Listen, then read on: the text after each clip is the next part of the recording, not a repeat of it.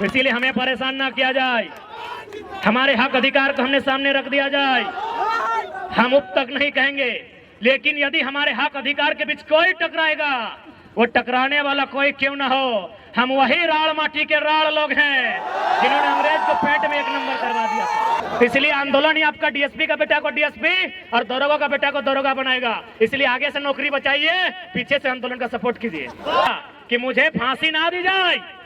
भगत सिंह ने भी कहा था मुझे फांसी ना दी जाए, बल्कि मुझे किसी चौराहे पे खड़ा कर दिया जाए और गोलियों से भून दिया जाए। क्यों कहा था ऐसा पता है? ताकि मेरे बदन पर चलने वाली एक एक गोली को, मेरे शरीर से बहने वाले एक एक लहू के कतरे को देखकर नौजवानों में उबाल आए। डिस्टर्ब नहीं होंगे। यहाँ तो माननीय कोर्रा थाना के प्रभारी फोन किए थे। सिंदरी में 12 गो थाना का पुलिस खड़ी थी।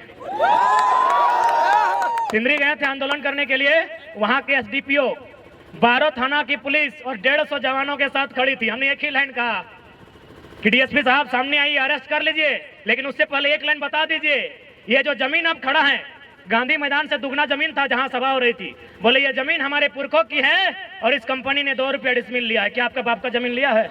लेकिन आपको भी थोड़ा सा कानून की जानकारी होनी चाहिए कि जो भारत देश में पुलिसिया व्यवस्था है ना, वो क्यों बनाई गई है।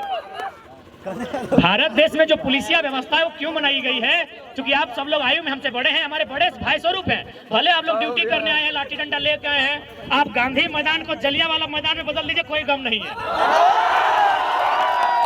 लेकिन आप भी थोड़ा सच्चाई को जान लीजिए कि भारत में जो पुलिसिया व्यवस्था है वो क्यों आई है, कब आई है, कैसे आई है।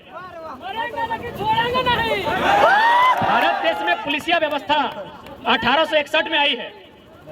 सबसे पहले 1860 में कानून बना इंडियन पेनल कोड, जो बड़ा बाबू के टेबल में किताब है उसका नाम है इंडियन पेनल कोड। उसे हिंदी में कहेंगे भारतीय दंड संहिता, उर्दू में कहेंगे ताजीरात हिंद और अंग्रेजी में कहेंगे इंडियन पेनल कोड।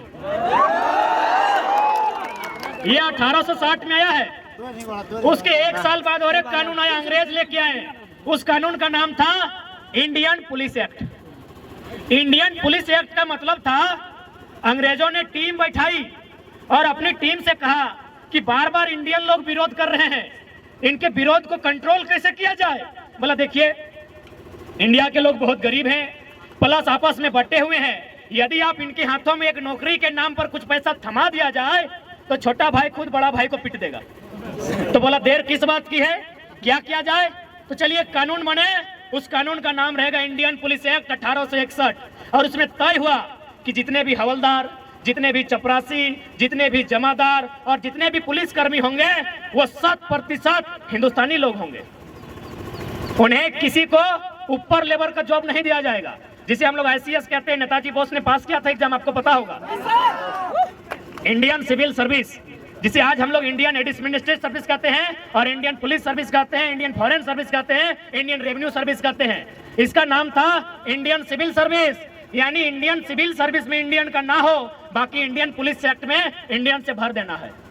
क्या काम होगा कि जब भी कोई किसान, जब भी कोई नौजवान, जब भी कोई छात्र आंदोलन करेगा, इन्हीं इंडियन पुलिस एक्ट 1861 के माध्यम से जो लोग पुलिस बने हैं, इनके हाथों में लाठी थमा के दम भर के पिटाना है। बुरा मत मानिए दरोगा जी, आज भी वही काम हो रहा है। आज भी बिल्कुल हमारे भाई लोग हैं। आज भी एक भाई वर्दी फाड़ के उधर खड़ा है, एक भाई तैयारी कर रहा है, एक भाई प्रोटेस्ट कर रहा है, एक भाई लाठी से पिट रहा है। जंगलों में जो नक्सली बने हैं ना, नक्सली कहते हैं सबका पैंट टाइट हो जाता है, लेकिन हम साफ कहते हैं कभी सर्वे कीजिएगा, पता चलेगा एक भाई CRPF में है, एक भाई एरिया कमांडर में है। पता कीजिएगा क्यों, किसके लिए? बस मुट्ठी भर लोगों के लिए, बस मुट्ठी भर लोगों के लिए देश का कानून है। यदि आपको यकीन नहीं हो रहा है तो सीट बेल्ट बांधिएगा, डाडी साहब उड़ने वाले हैं।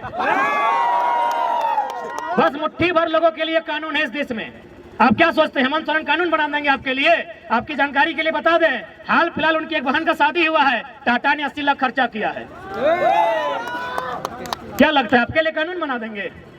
और मोदी साहब का कहिए मत, भले उनका अपना बेटा नहीं है, गोद लिया बेटा है, दुगो है।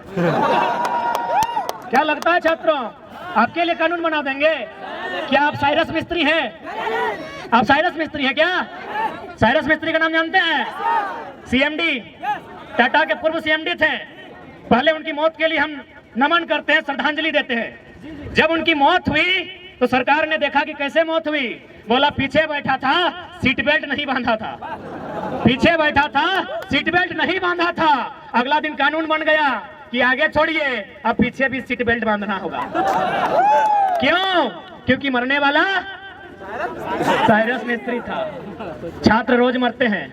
मेरे 2 साथी 2 दिन पहले मारे गए, आज तक हम उबर नहीं पाए। और मेरे भाषण से तो आपको लगता है कि गुर्राने वाला टाइगर आई थोड़ा सा उस रूप में तो नहीं है।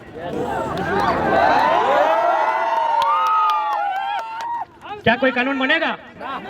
उनकी घटना हुई है एनएच में, क्या एनएच कोई कानून बनाएगा? क्या पुलिया वहां बनेगी? क्या वहां बैरियर लगेगा? नहीं लगेगा, क्योंकि कॉर्पोरेट्स का ट्रैक्टर वहां दौड़ेगा। इसलिए यहाँ पढ़ने वाले छात्र जो प्रोटेस्ट कर रहे हैं, यदि आपकी लाठियों का सामना करेंगे, आपके भाई हैं। और जो झुमरा के पहाड़ में नक्सली बनकर बैठे हैं, कॉपी कलम लेकर चेक कीजिएगा, मामा का, मौसी का, फुफ्फा का बेटा होगा। कब समझेंगे आप? हमको समझ में नहीं आता है। हम चाहते हैं नौकरी आप आगे से बचाइए, पीछे से चंदा दे दीजिएगा आंदोलन करने के लिए। दरोगा जी पीछे से दे दीजिएगा, लड़ाई आपके बेटे के लिए है। हेमंत सोरेन आपका बेटा को दरोगा नहीं बनाएगा, उनको दरोगा हमारा आंदोलन बनाएगा। दरोगा जी से निवेदन होगा, डीएसपी भी आए तो सुन लीजिए, हेमंत सोरेन आपका बेटा को डीएसपी नहीं बनाएगा। जेपीएससी देखिए ना, 7 को हुआ है 22 साल में, बिहार में 68 को हुआ है। इसलिए आंदोलन ही आपका डीएसपी का बेटा को डीएसपी और दरोगा का बेटा को दरोगा बनाएगा। इसलिए आगे से नौकरी बचाइए, पीछे से आंदोलन का सपोर्ट कीजिए।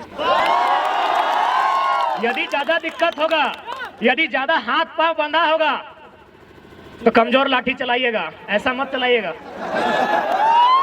और ऐसा चलाइएगा तो घायल मत कीजिएगा। हमें घायल होने से डर लगता है, मार दीजिएगा, डर नहीं लगता है। मार दीजिएगा, सच बोलते हैं, ईमानदारी से बोल रहे हैं, डर नहीं लगता है। मरने से डर नहीं लगता, हम ईमानदारी से बोल रहे हैं। हमको बीमार होने से डर लगता है। बीमार हो जाएंगे तो आंदोलन रुक जाएगा, मर जाएंगे तो आंदोलन दुगना रफ्तार से चलेगा। क्योंकि भगत सिंह ने भी कहा था कि मुझे फांसी ना दी जाए, भगत सिंह ने भी कहा था मुझे फांसी ना दी जाए, बल्कि मुझे किसी चौराहे पे खड़ा कर दिया जाए और गोलियों से भून दिया जाए। क्यों कहा था ऐसा पता है? ताकि मेरे बदन पर चलने वाली एक एक गोली को, मेरे शरीर से बहने वाले एक एक लहू के कतरे को देखकर नौजवानों में उबाल आए। इसलिए उन्होंने कहा था हमको फांसी नहीं दिया जाए, बंद कमरे में फांसी ना दिया जाए।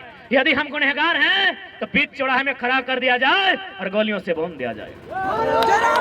आपसे भी वही कहेंगे।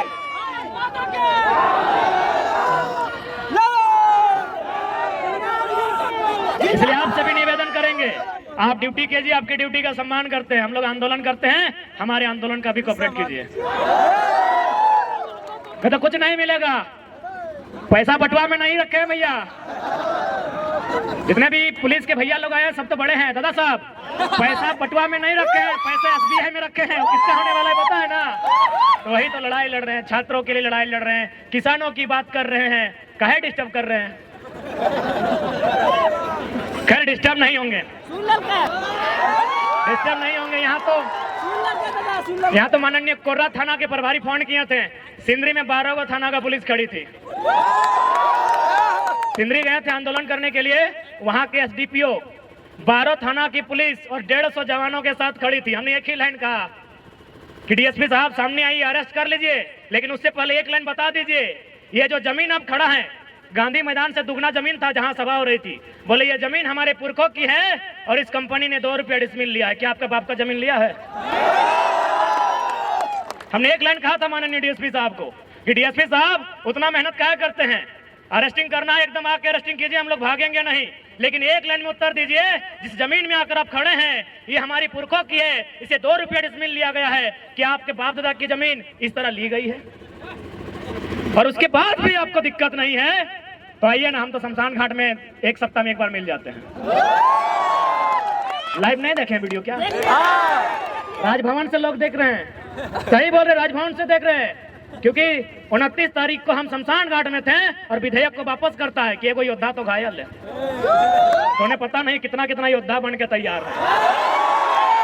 उन्हें यह भी नहीं पता कि घायल शेर की सांसें उसकी दहाड़ से भी खतरनाक होती है। इसीलिए हमें परेशान ना किया जाए, हमारे हक अधिकार को हमने सामने रख दिया जाए। हम अब तक नहीं कहेंगे, लेकिन यदि हमारे हक अधिकार के बीच कोई टकराएगा, वो टकराने वाला कोई क्यों ना हो, हम वही राड़ माटी के राड़ लोग हैं जिन्होंने अंग्रेज को पेट में 1 नंबर करवा दिया था। इतिहास याद कीजिएगा, हुक्मरान में बैठे लोग 1757 में इंडियन भारत की सरजमी में बैटल ऑफ प्लासी हुई थी, बंगाल के क्षेत्र में अंग्रेजों के सामने उठा के पटक दिए गए भारत के लोग। ठीक 7 साल बाद 1764 में बैटल ऑफ बक्सर होता है इसी बिहार में, फिर भारत के लोग अंग्रेज के द्वारा पटक दिए जाते हैं। लेकिन जैसे वो मानभूमि में आते हैं, चुहाल विद्रोह में उनको हम पैंट में 1 नंबर करा देते हैं।